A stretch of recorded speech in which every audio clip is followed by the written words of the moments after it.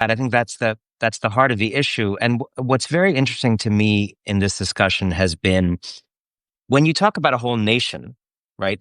How could a nation founded out of the ashes of the Holocaust to prevent against it? How could such a nation ever commit genocide? Well, when you shrink it down to an individual human scale, no one would ever say, "How could someone who was abused as a child ever abuse a child?" In fact, we know that those kinds of experiences are often the seed of that kind of thing. We would never say, how could someone who suffered X trauma we completely understand this at a very basic, the average person watching a TV show in which this is a plot line completely understands and intuits that kind of irony of history and tragedy of history is very possible.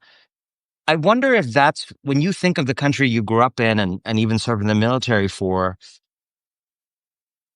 at the risk of oversimplifying it, do you think that kind of dynamic that we understand with individual people is what is going on the scale of a nation? As the shorthand goes, hurt people hurt people. Do you think this is a country born out of hurt that is inflicting that same kind of hurt now on others?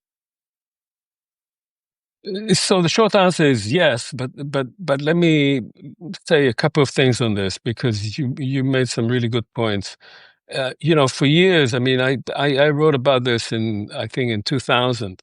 I was always worried about the idea of the lessons of the Holocaust. What are the lessons of the Holocaust? Because